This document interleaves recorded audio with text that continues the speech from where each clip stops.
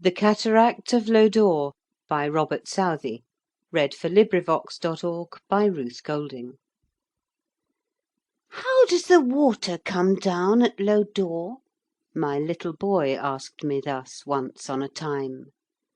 And moreover he tasked me to tell him in rhyme. Anon at the word there first came one daughter, and then came another, to second and third the request of their brother,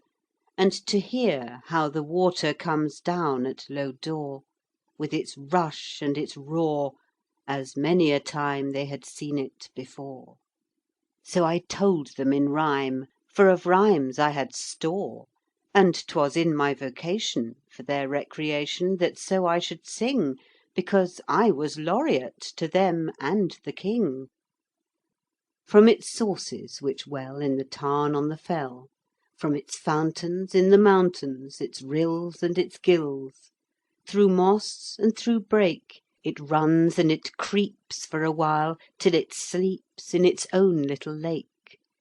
And thence at departing, awakening and starting, it runs through the reeds, and away it proceeds through meadow and glade, in sun and in shade, and through the wood shelter, among crags in its flurry, helter skelter, hurry scurry.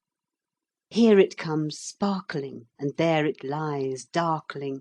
now smoking and frothing its tumult and wrath in, till in this rapid race on which it is bent, it reaches the place of its steep descent. The cataract strong then plunges along, striking and raging, as if a war waging, its caverns and rocks among, rising and leaping, sinking and creeping, swelling and sweeping, showering and springing, flying and flinging, writhing and ringing, eddying and whisking, spouting and frisking, turning and twisting around and around, with endless rebound, smiting and fighting, a sight to delight in, confounding, astounding, dizzying and deafening the ear with its sound,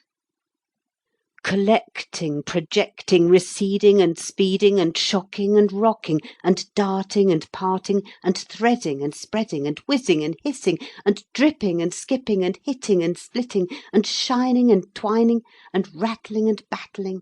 and shaking and quaking, and pouring and roaring, and waving and raving, and tossing and crossing, and flowing and going, and running and stunning, and foaming and roaming, and dinning and spinning, and dropping and hopping, and working and jerking, and guggling and struggling, and heaving and cleaving, and moaning and groaning, and glittering and frittering, and gathering and feathering, and whitening and brightening, and quivering and shivering, and hurrying and scurrying, and thundering and floundering, dividing and gliding and sliding, and falling and brawling and sprawling, and driving and riving and striving, and sprinkling and twinkling and wrinkling, and sounding and bounding and rounding, and bubbling and troubling and doubling, and grumbling and rumbling and tumbling and clattering and battering and shattering, retreating and beating and meeting and sheeting, delaying and straying and playing and spraying, advancing and prancing and glancing and dancing, recoiling, turmoiling and toiling and boiling, and gleaming and streaming and steaming and beaming, and rushing and flushing and brushing and gushing, and flapping and rapping and clapping and slapping, and curling and whirling and purling and twirling, and thumping and plumping and bumping and jumping, and dashing and flashing and splashing and clashing,